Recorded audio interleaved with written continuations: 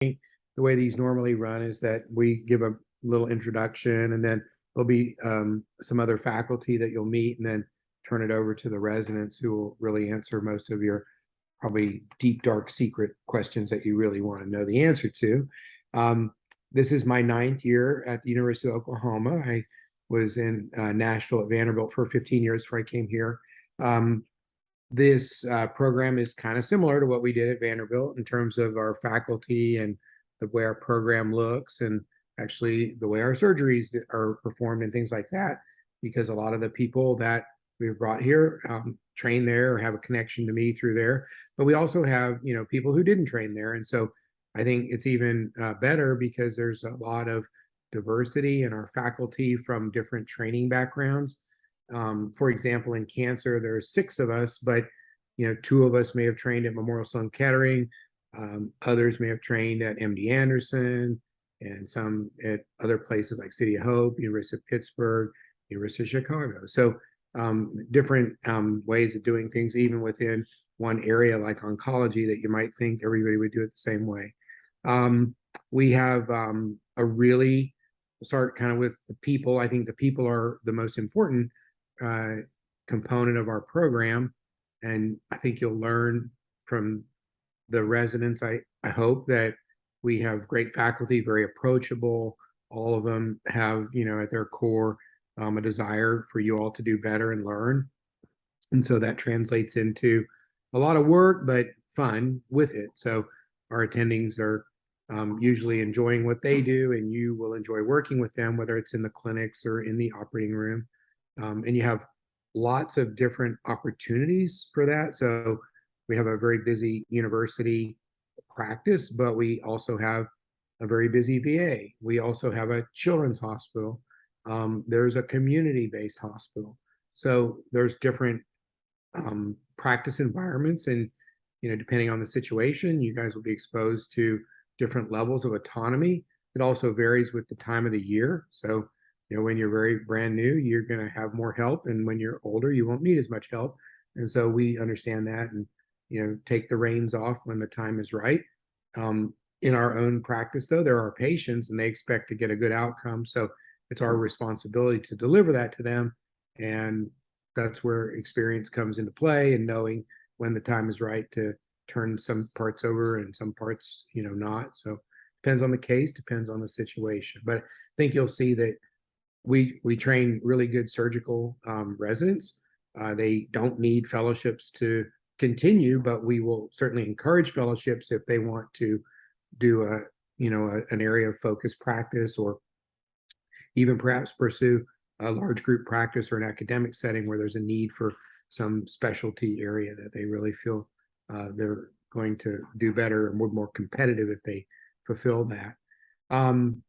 We have great technology in addition to our facilities. We have a brand new hospital, so it's connected to our older one. So we do have patients in both, but most of our oncology patients go to the new wing. Our ORs are all in the new wing, so the ORs are very nice and capacious and have lots of staff with a lot of high technology. We currently have 4 robots at our adult hospital, but we have robots at almost all the facilities. So whether you're out in the Edmond Community Hospital, where they have 2, the VA has 2. One of them's an SP. The Children's Hospital has a robot, and other technologies. Of course, we have the latest bells and whistles for biopsy information. We have fusion-based biopsy, MRI guided, but lots of transperineal type biopsies. We have a brand new ultrasound that's 30 times more powerful than a regular ultrasound. And we're working on getting ourselves trained in that so we can roll that out too. But that's kind of a new piece. We have lots of blue light cysto stuff for bladder cancer patients, and have it in the clinic, have it in the ORs. So I think whatever it is you're looking for, probably technology-wise, you'll find that we're pretty up to date on that. We're even getting the internet to Oklahoma City pretty soon, so we're looking forward to that. That was a joke. Let's see, what else do you guys need to know? Our residents have a voice, and they, we don't wait for the annual evaluations to make changes. If we know there's a big problem, then we're going to address it early on. But they always have the opportunity to kind of fine tune their rotations, or something that they want to do better. We've grown our residency, so we had 3 residents a year, and that was even when our faculty was like 4 or 5 faculty, and then now we have probably 16, 17 faculty, and we had to increase that just for covering all the bases, and we have grown that. So we're approaching kind of that full complement, but it takes several years to grow up to be 5 chiefs, etc. The residents will say, we'd like to do call differently or rearrange it in a different way. So, we have done that. We modify like who covers which places, which locations, what's too much. We have a Nighthawk kind of situation where, like, if you're a junior and you're on call and you're really busy, then the next day you're off. If you didn't get much action in the night and you're rested up and you want to go and do regular work the next day, then we can fit you in there too. But that Nighthawk theme seems to be pretty popular. But that's just one example of ways in which we've tried to improve their quality of life, as well as make sure that we were getting the right care for our patients on the floor. Let's see, what else do you need to know? Oklahoma City, if you've never lived here, is a very livable city. The cost of living is very affordable. Many of our residents own properties, so you don't have to go in debt to do what you're doing here for 5 years.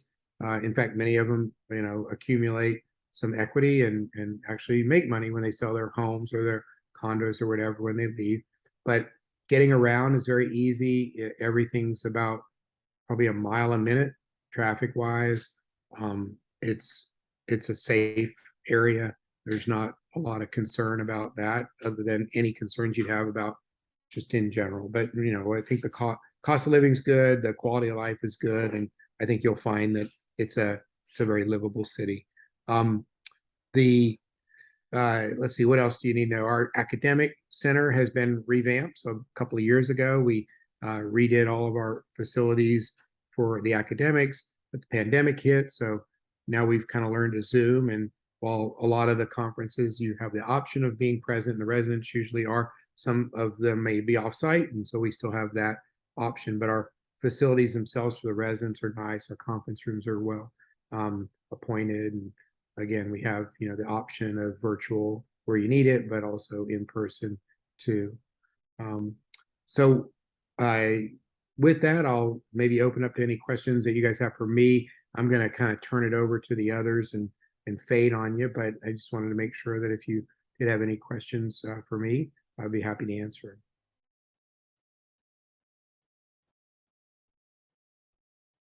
Silence. Okay, Catherine, who I see Dr. Bradley is here. Are there other attendings logging in tonight, or is it going to be resident after that? Yeah, so Dr. Rensing and Dr. Mcintosh said they would be able to come, so hopefully they are on their way.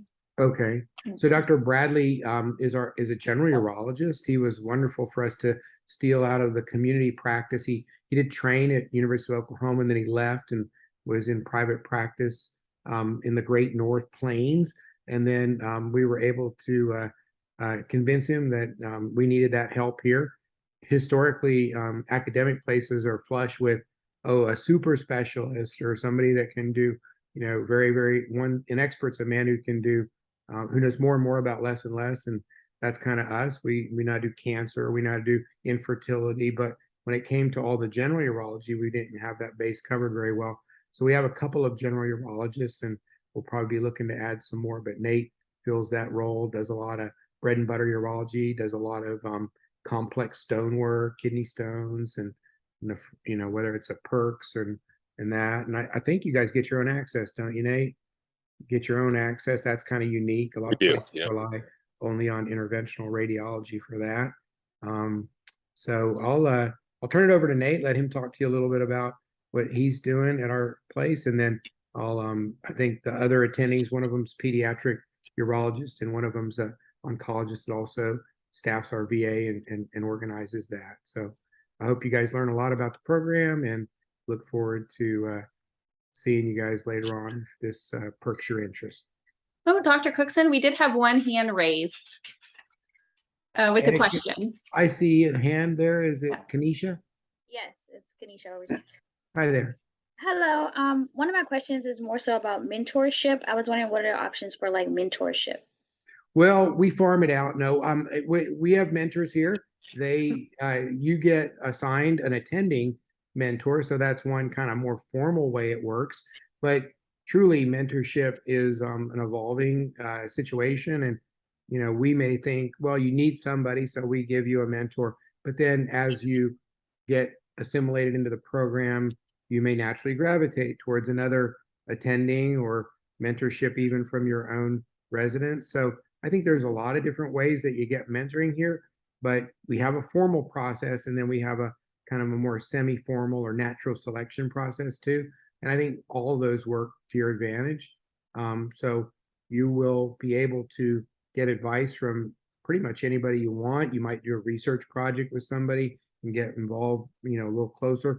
Let's say you're interested in pediatrics. Well, we have 3 pediatric urologists. So one of them may be kind of taking over a role as mentor, even though they might have assigned you to an oncologist when you started. So it doesn't have to be, a subspecialty specific thing, but we want to, meet your needs, whatever they are. So we kind of work to satisfy that. And you can talk to the residents about how they work out. Like sometimes you need a mentor that's really talking about a career goal. Sometimes you need a mentor about just regular everyday life. Sometimes you need a mentor to help you in selecting a niche in urology that you might want to go into. So I think you can have multiple mentors, but we definitely have mentoring here, and you will have like an assigned attending to help you throughout the process. And my last question would be like, what unique attributes that you would look for, like for candidates or applicants that will make them a good fit specifically for OU?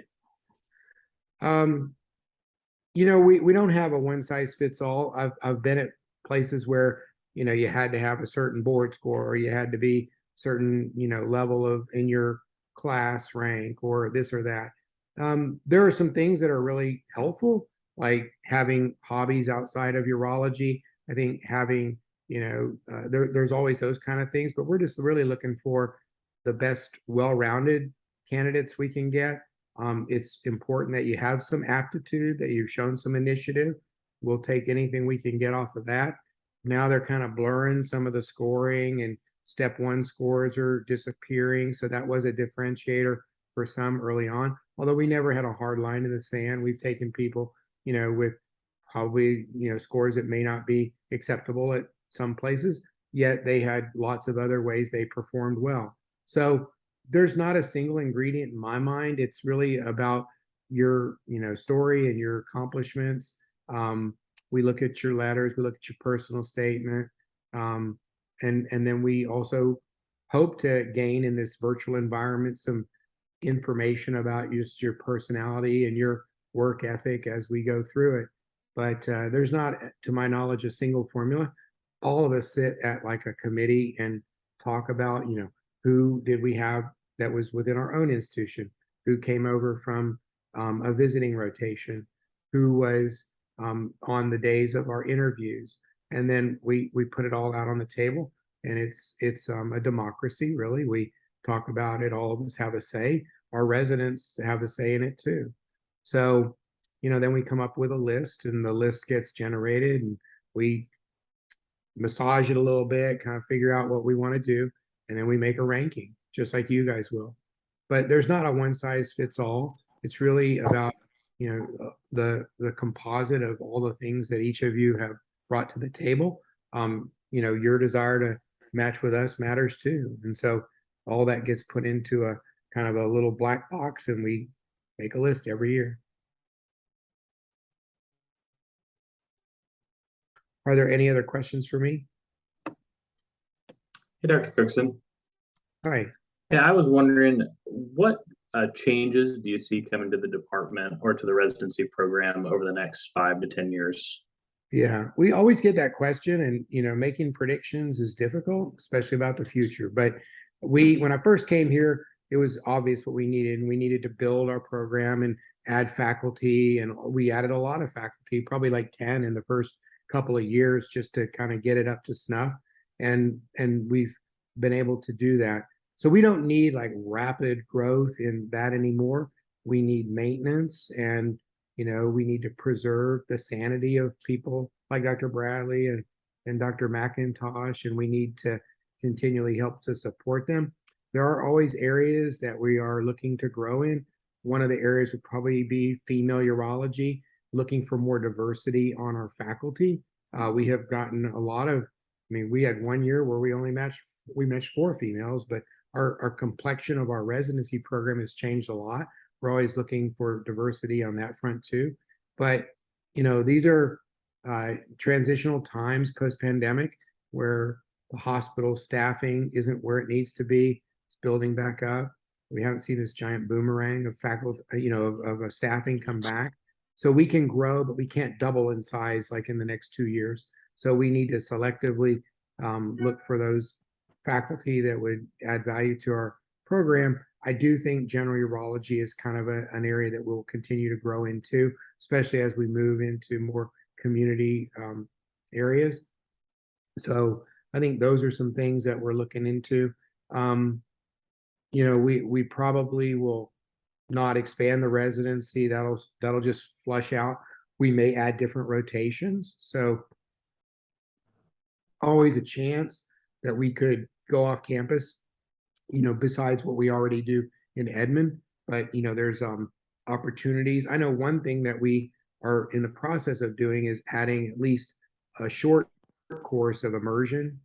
So an example, we had a generous donation to fund like a trip to New York to do a month at Memorial Sloan Kettering. If you're interested in living in New York for a short period of time and kind of looking at a big cancer hospital and how that functions. But we'll also have that, elective for at least if you want to immerse in an area of special interest for a short time, we'll have that too. We don't have funding to go everywhere. So, the funding offsite is really located in New York right now, but I can't say that we won't get some other opportunities going forward there.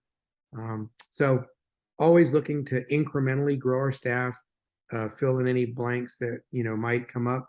Sometimes, I've been doing this long enough. We've had 2 faculty die. 2 of them were very young. We've had to recover from that and fill in. These are people, one of them had just started his career, brain tumor. So that was devastating to his family, devastating to us, and we had to replace him. So I don't always know what's coming in terms of, the future, but I think right now we're more refining things than we are kind of radically changing things. Thank you. Any other questions? Can you hear me really well, Dr. Cookson? I can. May I ask, I'm sure we're all thinking it, like in terms of signaling you guys, because, we're interested in your program, how much of it are you guys putting a lot of consideration in that, or you think it'd be a waste of a signal? Or I wanted to hear your perspective on that. Well, I've been doing this long enough. It doesn't really matter how you signal us or we signal you. It all really comes down to what you put down on paper and what we put down on paper.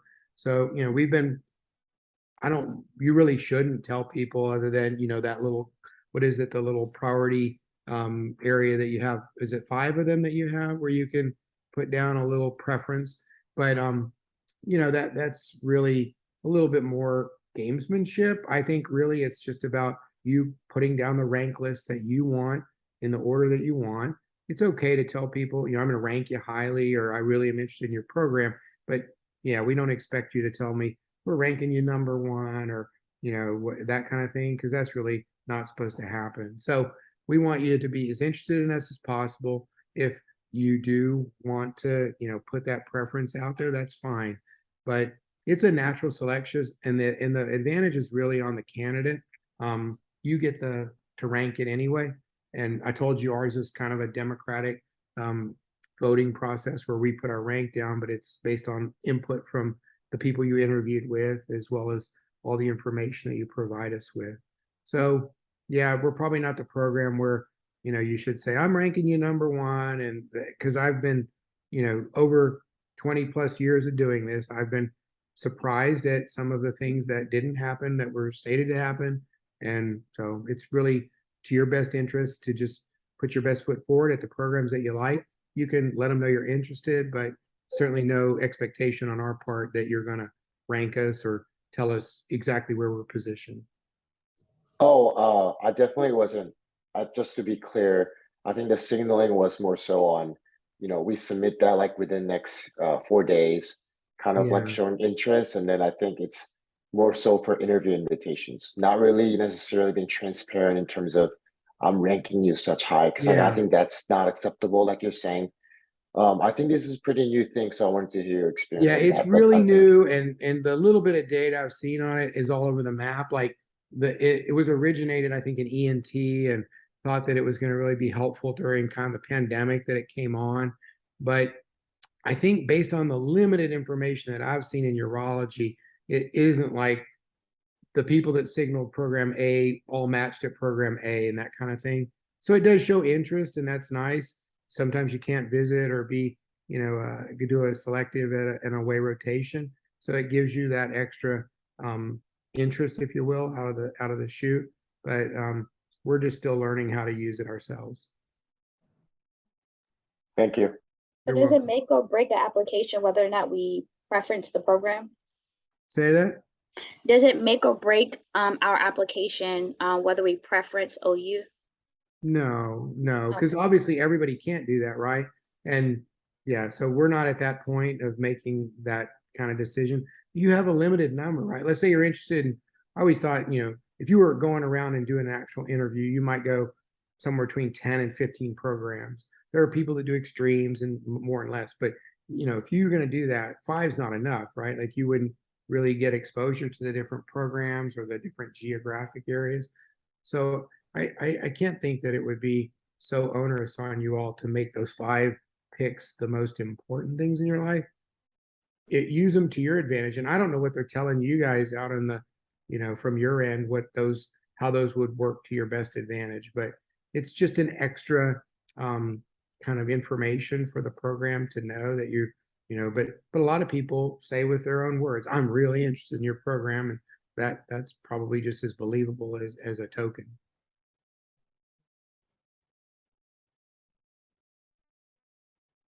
Okay, I'm gonna fade and let some of our other faculty, because there's several of them on here, and then you guys will talk with the residents too. So thanks for your attention, and I hope you learn a lot about the program. And if you're favorably impressed, and we look forward to seeing you at interview time. Okay. Thank you.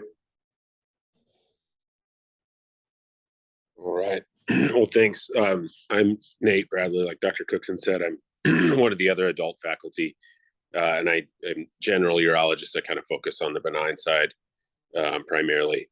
I've been here for a little over 3 years now. I was out in practice for about 6 years before that, and I did train here. I trained here before Dr. Cookson came, so kind of in the old era.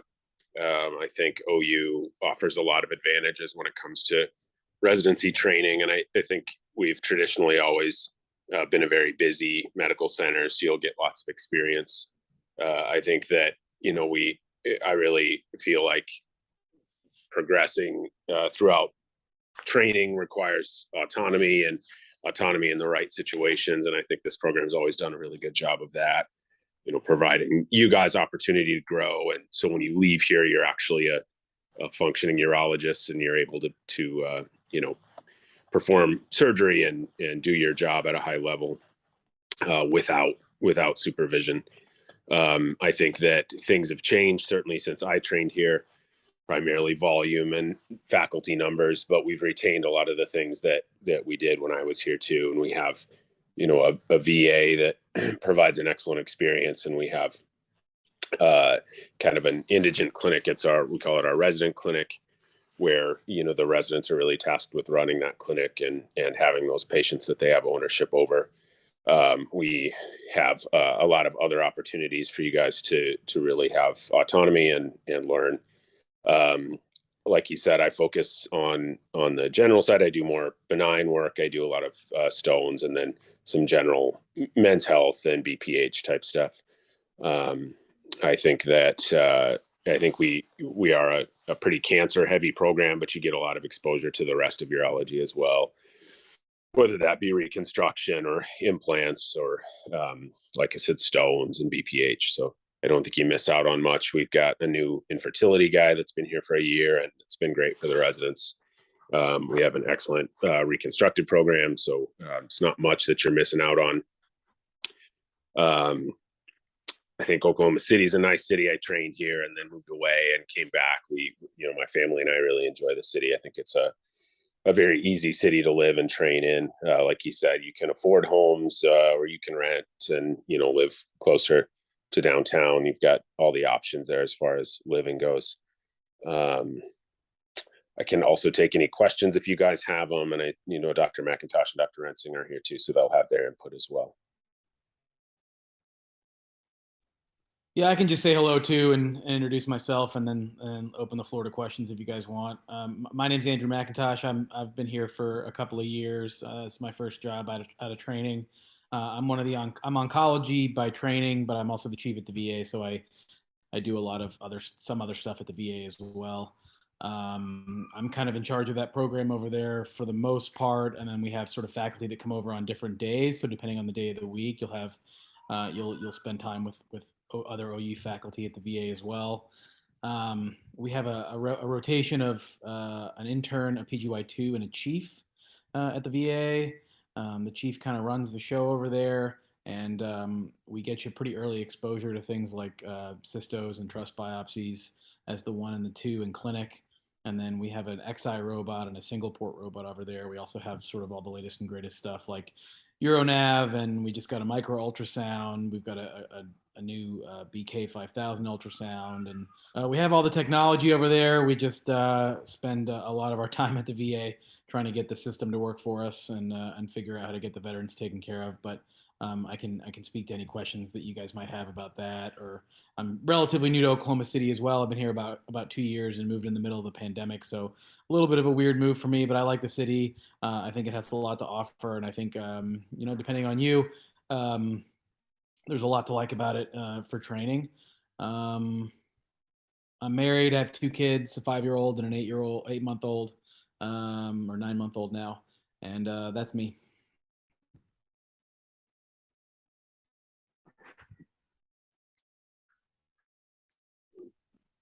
I guess that leaves me. So I'm Adam Ransing. I'm one of the peds urologists here, and I've been here for about 4 years. There are 3 of us on the peds side. We just a little bit about me. I'm married with 3 kids at home, and I think Oklahoma City is a fine place for both those that are single versus those that are married versus those that have small children. I think it's a great place. Very low standard of living, easy to get around. But as far as the peds experience here, I would say, having been at 2 other centers, I would say we post numbers for our residents that equate or above, any of the top other residencies in the country. As far as volume of cases that the residents are exposed to, you're with us for your PGY3 and PGY4 year, and I'd be happy to answer any more specific questions about your pediatric experience at the Children's Hospital, but I think most residents really appreciate their time with us.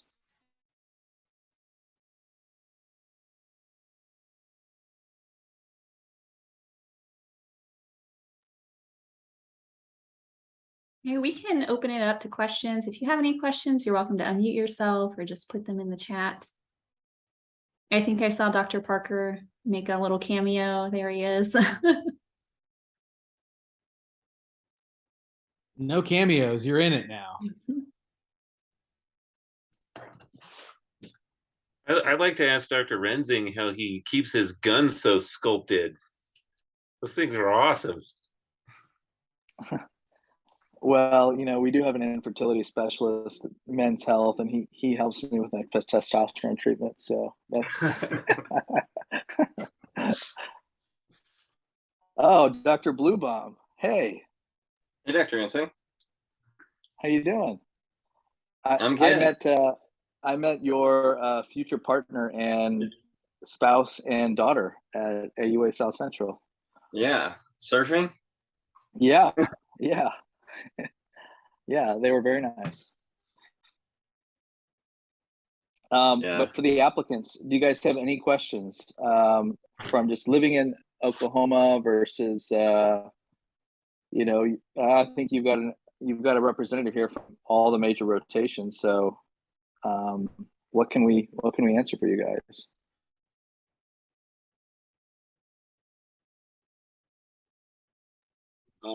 I guess I kind of wanted to see, just honest opinion on in terms of what's like specialty that you feel like might need some more new hiring or more just like kind of what kind of specialties like kind of lacking support at the moment. I know it sounded Dr. Cookson made it sound like, you know, you can get wide variety of experiences and exposure. But you know, I just wanted to see maybe what specialties kind of on a more weaker side at the moment, and you know what we can expect, what changes that you guys are doing so far to, you know, change that and such. Well, I mean, I think what Dr. Cookson said speaks for itself, and that he mentioned that we have expertise in basically all facets of urology. If we have fellowship trained people in most things, and if they're not fellowship trained, then we have people who are excellent at what they do. The only sort of small gap might be someone with pelvic reconstruction, female pelvic medicine fellowship training. And that's really the only thing we're missing, in my view. I don't think that we're lacking in any sort of other subspecialty of urology, but I'll let the other guys answer what they think.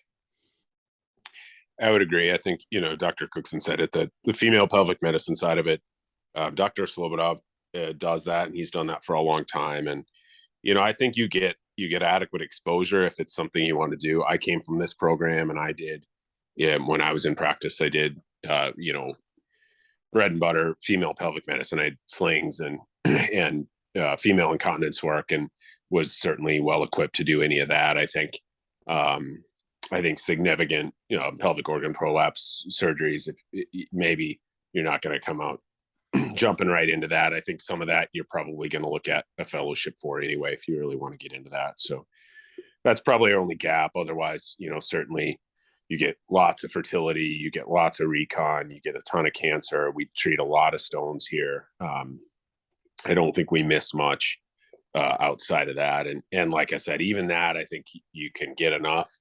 And we have a good relationship with Urogyn.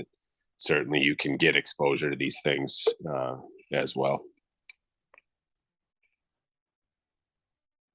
Thanks for clarifying. You bet.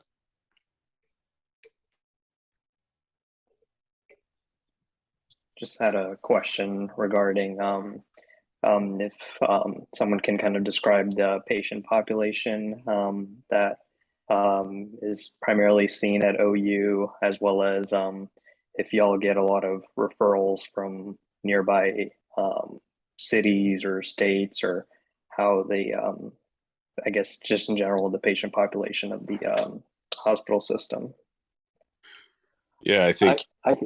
Yeah, go ahead, Adam. I was going to say, I can only speak for the ped side, but I would say, I'm not sure exactly what you're hinting at, but as far as our patient population on the ped side, it mimics the population of the state. I think, you know, apart from Caucasian patients, we have African American, Native American, Hispanic patients. We have patients, I would say in a given clinic, I would say 10% of my patients probably are Spanish speaking only. And then we have, not unroutinely, we have, you know, a patient that may be like a refugee from the Middle East or some other part of the country or world, excuse me. And then as far as insurance status, I would say we're kind of on the ped side 50-50 between Medicaid and private insurance, with the occasional patient that is uninsured, but that's pretty rare. And then as far as like type of pathology in peds, it just kind of runs the gamut. Anything from a circumcision to a kid with a bad neurogenic bladder from caudal regression or something like that. I mean, it really is kind of all over the map, and that's to your benefit as a trainee. I think on the adult side, I think in general, you'll see people from all walks of life. We're the only academic urology program over a fairly large geographic area. It's Dallas to Kansas City, basically, and kind of east to west. We draw from a fairly large area, so you'll see different types. Obviously, if you're in Dr. Cookson's clinic, you're going to see a different patient population than you will in our resident clinic, but you'll see patients on that kind of VIP side, and then you're going to see a whole lot of patients that come here because we are the academic center and we're the kind of the community hospital. There isn't really, like a county hospital, so we get all types. So like I said, we have our resident clinic, which is more indigent patients and some more difficult patients. We have a DOC clinic where we take care of the state inmate population. Oklahoma City is maybe not as diverse as some cities, but we have quite a bit of diversity, and we do have a large Hispanic population and a large African American population. So you'll see certainly both ethnically diverse and socioeconomically diverse patients.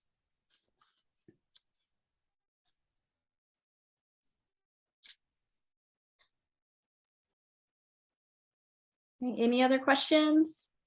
I'm pretty familiar with the Oklahoma City area, but my question would be, what are your favorite activities or things to do in Oklahoma City? I have kind of younger kids, not they're 9 and 12 or 10 and 12. So we do a lot of stuff with them.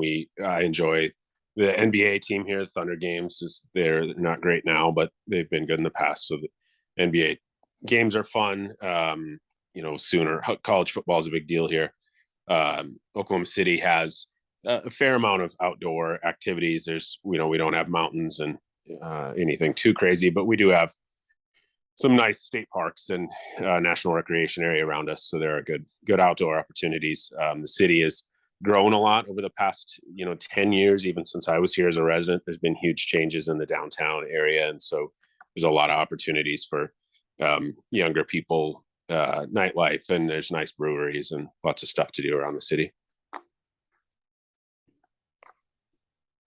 Yeah, I'll echo what Dr. Bradley said, but I would even argue, having come from Indiana in the Midwest, I think the mountains here are much more than what you'll see in Illinois and Indiana.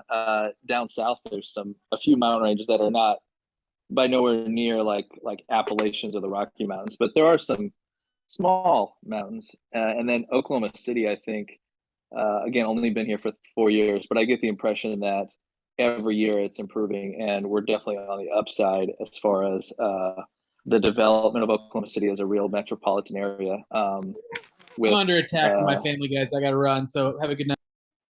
No problem. See ya.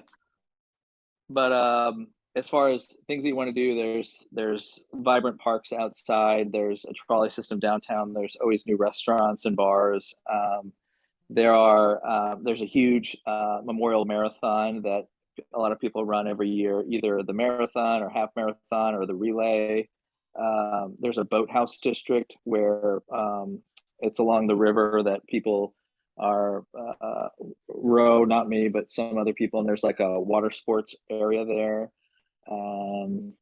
What else to do? City parks are nice. There's concerts, a few concert venues, with the largest one probably being the Paycom Center where the Thunder play. There's a AAA baseball team along the canal that can be fun to go watch a baseball game if you want.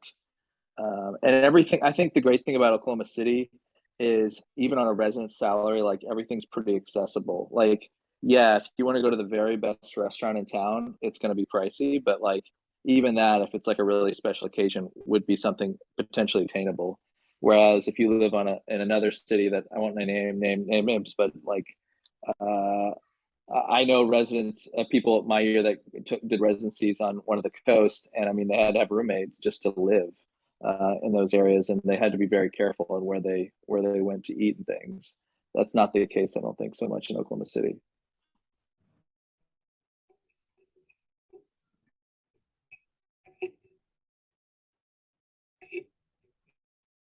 I hope that addresses your question.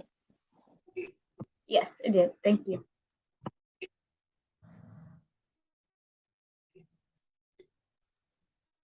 If there are no other questions, the faculty are welcome to leave, and we'll just do a Q&A with the residents, and I'm going to stop the recording now.